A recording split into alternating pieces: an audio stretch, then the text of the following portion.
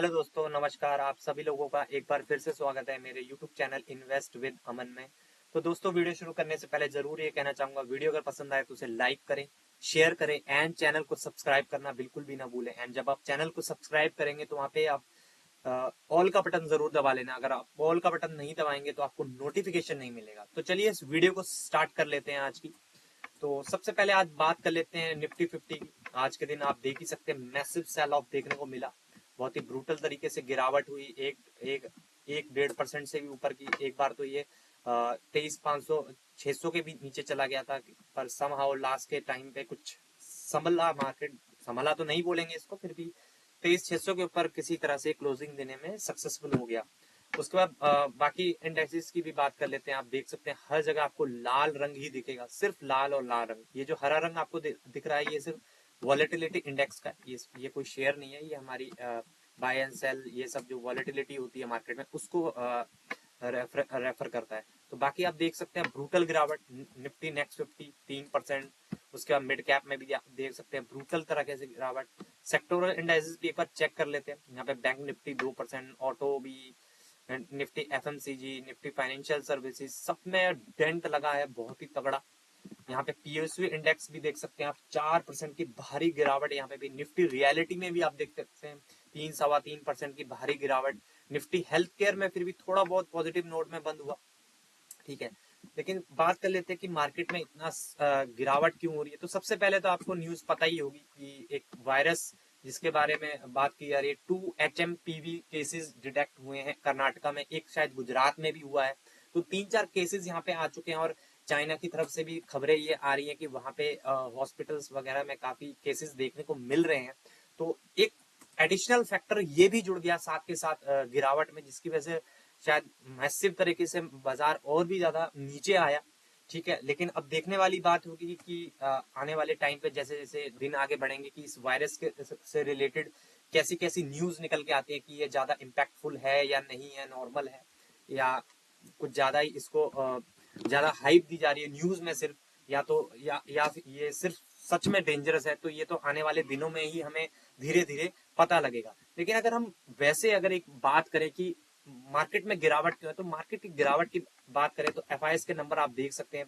3 जनवरी को जब मार्केट खुला था वहां पे भी उन्होंने मैसिव बिकवाली करी थी, और आज का नंबर मुझे लगता है इससे भी बड़ा हो सकता है, ठीक है। एंड वैसे भी देखें तो एफआईएस पिछले अगस्त महीने से ही लगातार बिकवाली करने में लगे हुए। अगस्त में भी उन्होंने बिकवाली करी थी, सितंबर में भी देख सकते हैं उन्होंने खरीदारी करी, लेकिन उसके बाद तुरंत बाद उन्होंने अक्टूबर में तो मैसिव बिकवाली कर दी, 1,14,000 करोड़ से भी ज्यादा की। उसके बाद नवंबर में बिकवाली, दिसंबर में तो ये लगा लीजिए आधे दिसंबर में तो एफआईएस जो है छुट्टियों में चले जाते हैं, तो ये नंबर थोड़े से कम देखने को मिल रहे हैं। लेकिन जनवरी में शुरू होते ही अगेन यहाँ पे मैसिव बिकवाली ही करना उन्होंने जारी रखा हुआ है। तो आप देख सकते हैं। और अगर इससे पहले के भी नंबर्स अगर आप देखेंगे जुलाई जून, तो 2,000-5,000 करोड़ कोई बहुत बड़ी उन्होंने खरीदारी नहीं करी थी। बिल्कुल ये ग्रीन में ग्रीन बार्स जरूर थे वहां पे बाइंग के उनके, लेकिन बहुत ज्यादा बड़ी उन्होंने खरीदारी यहाँ पे भी नहीं करी थी। तो आप ओवरऑल कह सकते हैं कि लगातार वो प्रेशर बनाए हुए हैं, इसी वजह से मार्केट में जो है उस तरह के रिटर्न्स जो आपको याद ही होगा इलेक्शन से पहले के जो रैली थी, उस तरह की रैली अगर फर्स्ट हाफ की सेकंड हाफ की बात करें 2024 में भी, तो नहीं बन पाए उस तरह के रिटर्न। और लगातार जो है एफआईएस जो है लगातार बिकवाली करते ही जा रहे हैं, करते ही जा रहे हैं। और कुछ फैक्टर्स आने वाले दिनों में भी हैं। उसके बाद आप उनमें से सबसे पहला फैक्टर है डोनाल्ड ट्रंप। आपको पता ही होगा कि यूएस में भी इलेक्शन थे और डोनाल्ड ट्रंप जीत चुके हैं, एंड अभी तक उन्होंने अपनी गद्दी संभाली नहीं है। और उनकी ये स्टेटमेंट थी जैसे ही वो अपनी गद्दी पे आएंगे तो वो बहुत ही ज्यादा पॉलिसीज में चेंजेस वगैरह करने वाले हैं। उन्होंने बोला था शायद वो इनकम टैक्स कट भी करेंगे, और जब वो इनकम टैक्स कट करेंगे तो उनसे पूछा गया था कि अगर आप इनकम टैक्स कट कर देंगे तो देश को पैसा कहाँ से आएगा। तो उन्होंने बोला था कि वो टैरिफ ज्यादा बढ़ाएंगे। और उन्होंने इनडायरेक्टली कई देशों को ये बोला भी था, इंडिया की तरफ भी उन्होंने इशारा किया था कि इंडिया में भी बहुत ज्यादा टैक्सेस वगैरह लगते हैं, और कहा था कि अगर आप लोग हमारी कंपनीज पे ज्यादा टैक्स लगाएंगे तो हम भी आप पे टैक्सेस लगाएंगे। बहुत सारी चीजें हुई थी। उसके बाद आपको शायद पता भी होगा उन्होंने करेंसी से रिलेटेड भी कुछ ऐसी बातें कही थी कि अगर यूएस डॉलर को कोई भी इम्पैक्ट करने की या उसको रिप्लेस करने की कोशिश करेगा तो वो भी उस देश पे खासी नजर रखेंगे पैनी। तो काफी सारे स्टेटमेंट है। और 20 तारीख के बाद जब वो आएंगे, ओरिजिनल अपनी सीट पे बैठ जाएंगे, तब उसके बाद किस तरह की पॉलिसी चेंजेस वो करते हैं, तो वो भी बहुत ज्यादा डिपेंड करेगा। और आई थिंक ये जो एफआईएस वगैरह हैं, ये ऑलरेडी इस चीज को फैक्टरिंग करने की कोशिश कर रहे हैं, इसलिए वो लगातार सेल ऑफ कर रहे हैं। और आपको शायद ये चीजें पता भी होंगी कि एफआईएस जो होते हैं वो ज्यादातर ब्लू चिप स्टॉक्स या टॉप 100 या टॉप 150 या 200 स्टॉक्स में ज्यादा पैसा लगाना जो है प्रेफरेंस देते हैं। और इस वजह से आप देख रहे होंगे निफ्टी 50 में खासा अगर आप देख सकते हैं एक साल में, हालांकि 9-10% के रिटर्न है, लेकिन अगर टॉप लेवल से आप देखें तो लगातार वो जो सितंबर के बाद से लगातार वो नीचे ही जाता जा रहा है, जाता जा रहा है।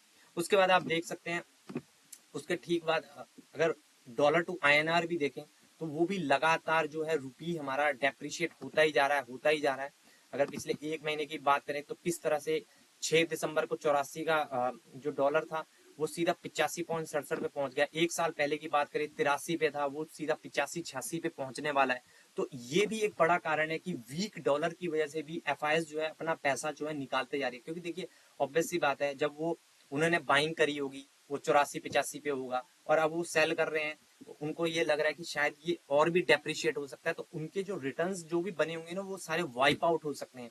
इसी वजह से वो अपना पैसा निकाल रहे हैं। और कुछ दिनों पहले आपने फिजिकल डेफिशिएट के नंबर भी देखे थे शायद इंडिया के, जो फिजिकल डेफिशिएट बहुत ही ज्यादा नीचे आ गया था, एक्सपेक्टेशन जितनी थी उससे भी नीचे चला गया था। यानी कि हम इम्पोर्ट ज्यादा कर रहे हैं और एक्सपोर्ट कम कर रहे हैं, और इम्पोर्ट की जितनी अंदाजा लगाया गया था कि इतना इंपोर्ट होगा, उससे भी ज्यादा इंपोर्ट इंडिया ने किया था। यानी कि फिजिकल डेफिशिएट भी लगातार इंक्रीज हो रहा है इंडिया का, जिस वजह से भी आई थिंक एफआईएस वगैरह ऑलरेडी बिकवाली कर रहे हैं। और उसके बाद आपको पता ही है, उसके बाद 1 फरवरी को हमारा यूनियन बजट भी पेश होने वाला है। तो इन सब चीजों को देखते हुए आई थिंक एफआईएस वगैरह एंड जो भी बड़े इन्वेस्टर्स है शायद यहाँ पे प्रॉफिट बुकिंग कर रहे हैं। पॉसिबल चांसेस है कि ऐसा हो सकता है। एंड ऊपर से ये जो नया वायरस आया इसने एक और यहाँ पे तड़का लगा दिया है, तो आने वाले दिनों में इस वायरस के ऊपर भी सभी लोगों की काफी पैनी नजर होगी कि हाँ भाई ये किस तरह का वायरस है, क्या ज्यादा इम्पैक्टफुल है या नहीं। तो इन सब चीजों का बहुत ही ज्यादा इंपॉर्टेंस होने वाली है। अगर ये वायरस भी कोरोना की तरह हुआ तो आपको मेरे को बताने की जरूरत नहीं है कि किस तरह की मैसिव गिरावटें आ सकती है। और वैसे भी अगर आप यूएस का मार्केट देखें तो पिछले कुछ टाइम से बहुत ही अच्छे रिटर्न्स वहां के इन्वेस्टर्स को मिल रहे हैं। और अगर मैं भी हूँ, अगर मुझे इंडिया में अच्छा खासा रिटर्न मिल रहा है तो मैं क्यों यूएस, चाइना या किसी और कंट्री में इन्वेस्ट करना चाहूंगा? मैं बिल्कुल नहीं करूंगा। क्योंकि थोड़ा सा आप दूसरी किसी कंट्री में इन्वेस्ट करते हैं तो वहां पे रिस्क थोड़ा ज्यादा बढ़ जाता है। और जब आपको अपने ही देश में 7-8% के रिटर्न मिल रहे हैं, और मान लीजिए आप यूएस का कोई इन्वेस्टर है, उसको यूएस में ही 7-8% के रिटर्न मिल रहे हैं, तो वो इंडिया में 10-11% के रिटर्न के लिए क्यों ही आएगा? नहीं आएगा। उसको अगर ज्यादा बड़ी अपॉर्चुनिटी नहीं दिखेगी अपने देश से डबल या ट्रिपल रिटर्न्स की, जब तक वो आएगा ही नहीं। क्योंकि उसको सेफली जब रिटर्न्स मिल रहे हैं तो वो बाहर पैसा बिल्कुल भी नहीं लगाएगा। उसके बाद ट्रम्प की नीतियां, वो किस तरह से फैसले लेंगे ये भी बहुत ज्यादा इंपॉर्टेंट होगा। उसके बाद बजट, उसके बाद डेप्रिशिएटिंग जो रुपी है वो लगातार डेप्रिशिएट होता जा रहा है, तो ये चीजें भी बहुत ज्यादा फैक्टर इन होने वाली है। और उसके बजट के बाद ही कुछ दिनों बाद शायद एमपीसी की बैठक भी है, तो उसमें रेट कट होगा या नहीं होगा। तो बहुत सारे ट्रिगर्स जो है आने वाले दिनों में हैं। इसी वजह से आई थिंक जो है मार्केट लगातार प्रेशर में है। और मुझे लगता है कि पहले 6 महीने 2025 के कुछ इस तरह के एक्सट्रीम वॉलेटिलिटी वाले रह सकते हैं। क्योंकि अगर ट्रम्प की जो नीतियां हैं, उन्होंने जो पॉलिसीज वो बनाएंगे, अगर वो फेवर में रही तो वेल एंड गुड है। अगर उन पॉलिसी में कुछ ऐसा हुआ, कुछ भी ऊट पटांग अगर चीजें होती हैं, तो ये गिरावटें और भी बढ़ सकती है। अगेन ये किसी को पता नहीं, हर कोई प्रिडिक्ट करने की कोशिश करता है। क्योंकि देखिए जब कोई भी देश का इलेक्शन जीत जाता है तो इलेक्शन से पहले जो उन्होंने वादे किए होते हैं और सीट पे बैठने के बाद जो चीजें होती है वो काफी डिफरेंट होती हैं।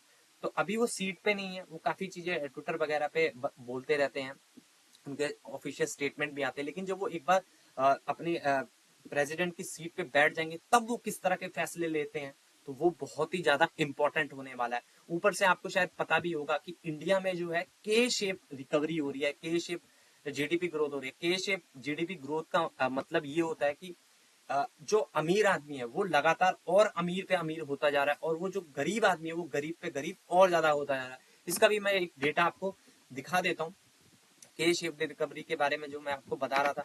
यहाँ पे आप देख सकते हैं 2015-16 में पुअरेस्ट जो थे वो 1.37 थे हाउस होल्ड इनकम की लैक्स में, वो घटकर 0.65 हो गया है। लोअर मिडिल क्लास की बात करें 1.85 से घटकर 1.25 हो गया है। मिडिल क्लास की बात करें 2.25 से घटकर 2.05 हो गया। लेकिन यहीं पे आप अपर मिडिल क्लास की बात करें 3.01 से बढ़कर 3.22 हो गया है। रिचेस्ट की बात करें 5.26 से बढ़कर 7.31 हो गई है। तो आप देख ही सकते हैं जो अपर मिडिल क्लास हैं एंड रिचेस्ट लोग हैं वो लगातार अमीर पे अमीर होते जा रहे हैं, और लोअर क्लास या मिडिल क्लास या पुअर वो लगातार गरीब पे गरीब होते जा रहे हैं। तो आपको आई थिंक मैं एक इन्वेस्टमेंट आइडिया यहाँ पे आपको दे सकता हूँ। अगेन एक मेरा डिस्क्लेमर यहाँ पे मैं देना चाहूंगा कि यहाँ पे मैं कुछ स्टॉक्स के यहाँ पे नाम लेने वाला हूँ, तो वो किसी भी तरह का बाय सेल या होल्ड का रिकमेंडेशन नहीं है। लेकिन आप इन चीजों को, इन नंबर्स को खुद भी अगर गूगल करेंगे तो आपको आई थिंक आराम से ये चीजें मिल जाएंगी। तो आपको ऐसे स्टॉक्स पे मेरे को लगता है फोकस करना चाहिए जो लग्जरी आइटम प्रोड्यूस करते हैं या लग्जरी आइटम का बिजनेस ये लोग करते हैं। ऐसी कंपनीज में अगर आई थिंक आप इन्वेस्ट करेंगे तो वहां पे आपके रिटर्न्स बनने के चांसेस ज्यादा है, क्योंकि आप यहाँ पे देख ही सकते हैं ये जो पहली 3 क्लास है हमारी पुअर, लोअर एंड मिडल, इनकी इनकम जो है लगातार कम हो रही है। और नीचे के जो दो हैं अपर एंड रिचेस्ट, ये इनकी जो इनकम है लगातार बढ़ रही है। तो जिनकी इनकम बढ़ रही है वो ऑब्वियस सी बात है खर्चा भी ज्यादा करेंगे, वो लग्जरी आइटम में ज्यादा पैसा अपना लगाएंगे, लग्जरी होम्स खरीदेंगे, लग्जरी गाड़ियां खरीदेंगे। इसलिए आप चीजें ये देख भी रहे होंगे कि महिंद्रा एंड महिंद्रा का शेयर, क्योंकि वो एसयूवीज वगैरह में आपको ये चीज, अगर आप इंडिया में रहते हैं दिल्ली मुंबई वगैरह ऐसे शहरों में, आप एक चीज आप नोटिस कर रहे होंगे पिछले 3 4 5 सालों से कि एसयूवीज का ट्रेंड जो है ना वो ज्यादा बढ़ रहा है लगातार। स्विगी जोमेटो वगैरह ये कंपनियां इतना ज्यादा अच्छा क्यों कर रही हैं? क्योंकि लोगों को घर पे बैठे अगर कोई भी सामान 10 मिनट में मिल रहा है उसके लिए वो पैसा देने के लिए भी तैयार है। 50 रुपए की चीज वो 70 80 रुपए में भी ले रहे हैं, क्योंकि वो ऑब्वियस सी बात है क्यों अपर मिडिल क्लास या रिचेस्ट क्लास में आते होंगे जिस वजह से, और ऊपर से उनका टाइम भी बचता है, इतना ट्रैफिक होता है, बहुत सारी चीजें फैक्टर करती हैं। तो आई थिंक मुझे लगता है कि आपको ऐसे शेयर्स में जाना चाहिए जो लग्जरी आइटम का बिजनेस करते हैं। उसके आप देख ही सकते हैं लग्जरी कार का मैंने यहाँ पे एक थोड़ा सा डेटा निकाला है। Luxury car sales in India surge significantly with 6 car over 50 lakhs sold every hour in 2023। तो 50 लाख से ऊपर की कारें हर घंटे में 6 बिकती हैं। और यही कारों की बात करें आज से 5 साल पहले 1 घंटे में मात्र 2 कारें बिकती थी। आप देख ही सकते हैं, अप फ्रॉम 2 कार्स 5 years अगो। तो आप देख ही सकते हैं कि पहले पिछले 5 यानी कि 2020 से पहले 50 लाख की ऊपर की कारें 1 घंटे में मात्र 2 बिकती थी। ये ओवरऑल मैं एक पिक्चर आपके सामने देने की कोशिश कर रहा हूँ, मैं नंबर्स की यहाँ पे बात नहीं कर रहा हूँ। तो आप देख ही सकते हैं उसका sales expected to surpass 50,000 units in 2025, यानी कि 50 लाख से ऊपर की जो कार है वो 50,000 यूनिट एक साल में बिकने की उम्मीद है आने वाले टाइम पे, यानी कि लग्जरी आइटम। तो आप देख ही सकते हैं इसी वजह से महिंद्रा एंड महिंद्रा का स्टॉक भी आप देख सकते हैं, उसने टाटा मोटर्स हो गया या मारुति हो गया या और भी कार कंपनियां हुंडई वगैरह, अगर उनके भी सेल्स के आंकड़े आप देखेंगे तो उनसे बहुत ही ज्यादा बेटर परफॉर्म उस कंपनी ने किया है, क्योंकि एसयूवीज जो है ट्रेंडिंग में आ गई हैं इस वक्त। ऊपर से आप लग्जरी होम की भी बात करें तो luxury home buyers take less time to buy a house. तो आप देख ही सकते हैं कि जिनके पास पैसा है ऑब्वियस सी बात है वो खरीदने में ज्यादा टाइम नहीं लगाएंगे।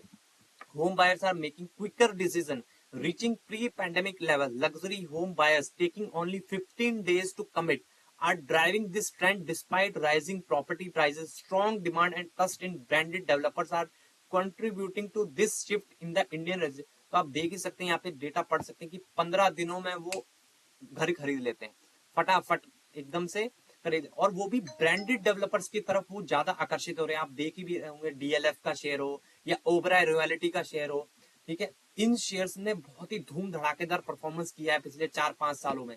एक बार अब देख भी लेते हैं ओबराय रियलिटी। तो आप देख ही सकते हैं कितने कितने बेहतरीन रिटर्न इन्होंने 310% के रिटर्न दिए हैं, मैक्सिमम चार्टर रिटर्न दिया देख सकते हैं। 1 साल की भी बात देखें, 6 महीने की भी बात देखें तो हर जगह इनके रिटर्न्स अच्छे ही हैं, जबकि मार्केट में पिछले 6 महीने में रिटर्न्स नहीं बने हैं, लेकिन इस स्टॉक ने फिर भी 28 से 30% के रिटर्न अपने इन्वेस्टर्स को कमाकर दे दिए हैं।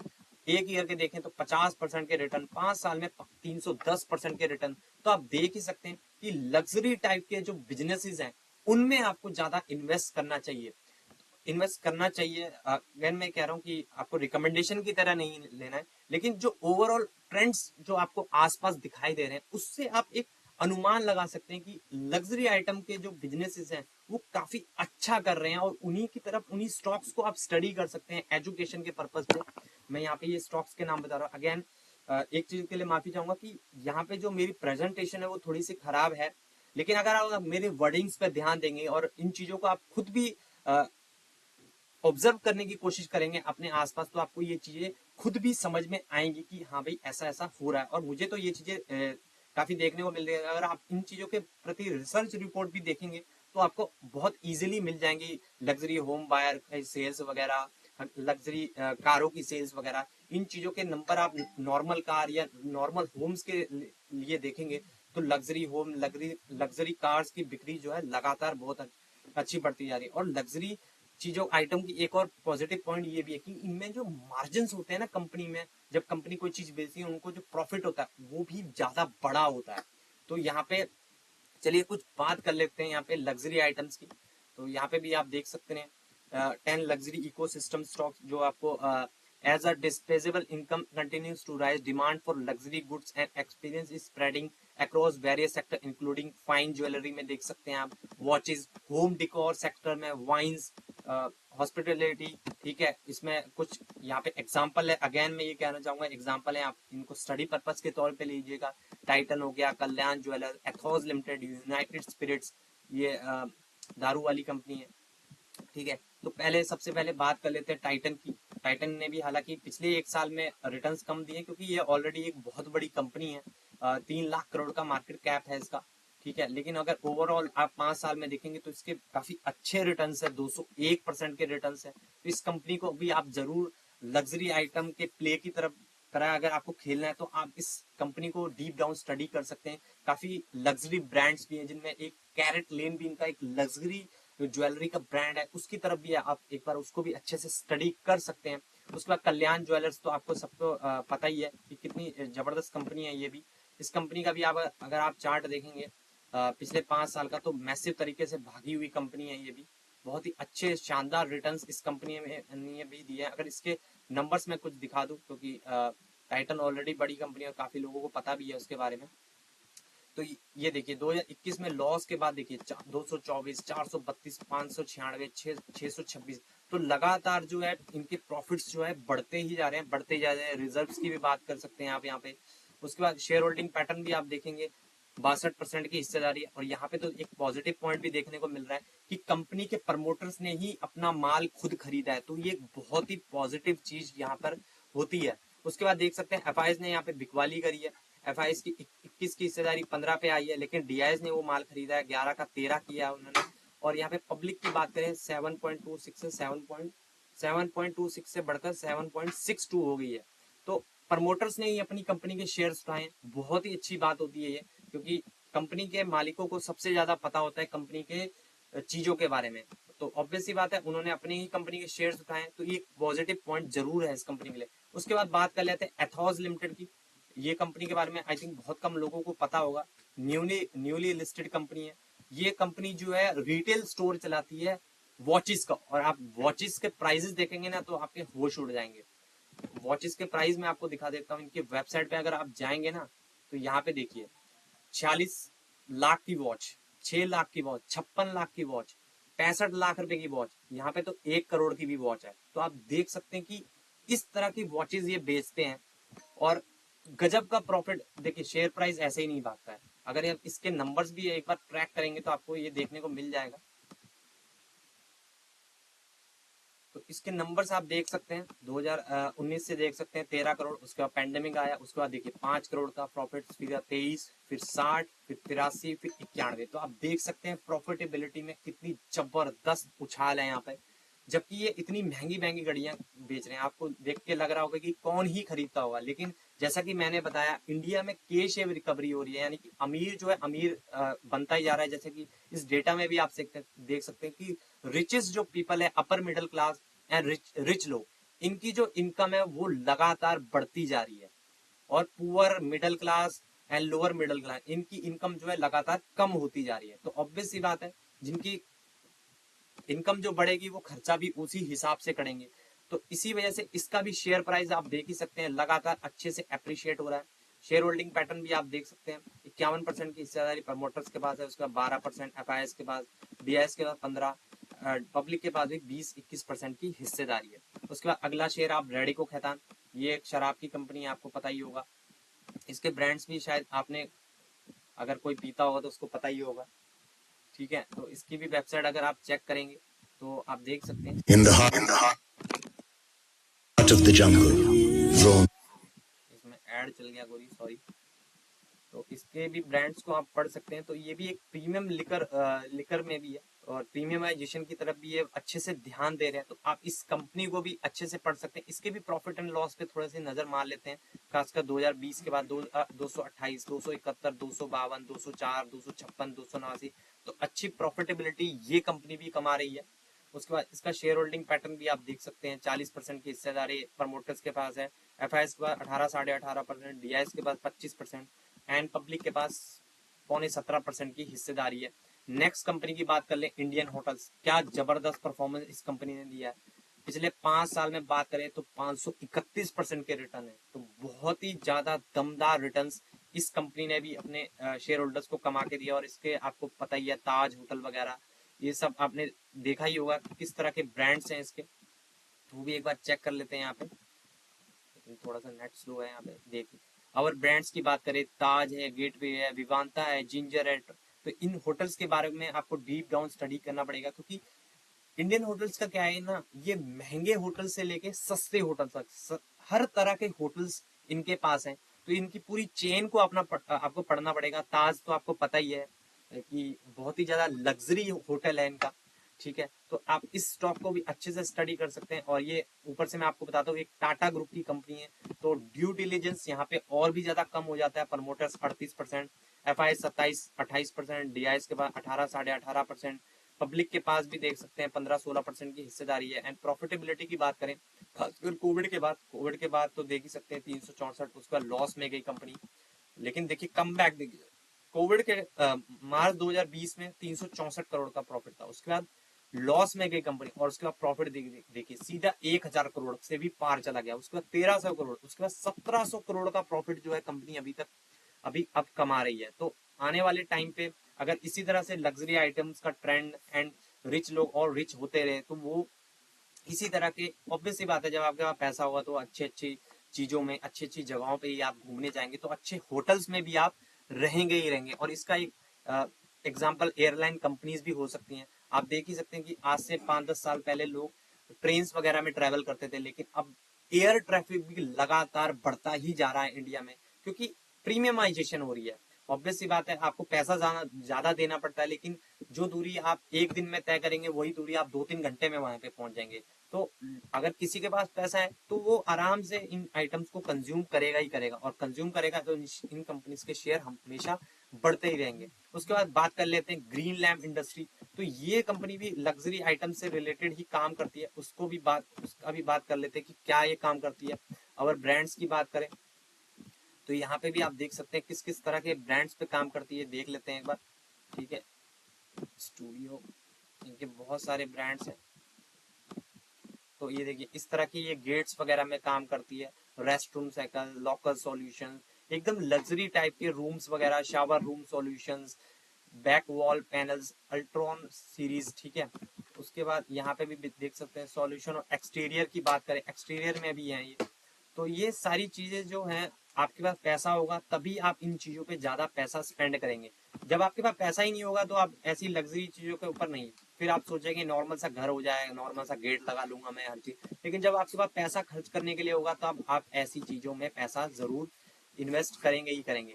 उसके बाद ये देख सकते हैं लैमिनेशन वगैरह, इस तरह के ग्लासेस वगैरह, एक्सटीरियर पैनल्स वगैरह, इस तरह से कंपनियों में इस तरह की इस तरह की चीजों में आप जब भी पैसा लगाएंगे जब आपकी इनकम बढ़ेगी। इस तरह की लाइटनिंग डोर फ्रेम्स, ये सब लग्जरी ट्रेंड है। तो ऑब्वियस सी बात है, अगेन वो चीज मैं आपको बताना चाहूंगा, अगर आपके पास पैसा ज्यादा आएगा तो आप लग्जरी आइटम्स की तरफ पैसा इन्वेस्ट करेंगे ही करेंगे, ठीक है। तो ओवरऑल इस वीडियो का थीम आपको आई होप समझ में आ गया होगा। एंड ये जितने भी बताए गए स्टॉक्स हैं, अगेन इनको आप रिकमेंडेशन की तरह बिल्कुल भी मत ले लीजिएगा। इन स्टॉक्स को आप अच्छे से स्टडी करिए, एंड ये जो चीजें जो मैंने बताई है, के शेप रिकवरी एंड ये खासकर ये वाला डेटा डिस्पोजेबल इनकम वाला, इसको भी आप अच्छे से स्टडी कर सकते हैं और आपको ट्रेंड पता लगेगा कि लोग जो है कहाँ ज्यादा पैसा स्पेंड करें, और लोग जहाँ पैसा ज्यादा स्पेंड कर रहे हैं आप उन्हीं शेयर्स में अगर ज्यादा इन्वेस्ट करेंगे, उन्हीं को स्टडी करने की कोशिश करेंगे, तो वहां पे आपका पैसा बनने के चांसेस ज्यादा हो जाते हैं। अगेन ये किसी भी तरह का स्टॉक जो है बिल्कुल रिकमेंडेशन की तरह आपको नहीं लेना है। आपको इन स्टॉक्स अच्छे से स्टडी करना है खुद से, एंड तभी जाके इनमें कोई भी बाय सेल या होल्ड करना है, वो भी अपने फाइनेंशियल एडवाइजर से कंसल्ट करने के बाद ही आपको ये चीजें करनी चाहिए। तो वीडियो को यहीं पे एंड कर लेते हैं। तो ठीक है दोस्तों, मिलते हैं नेक्स्ट वीडियो में, तब तक के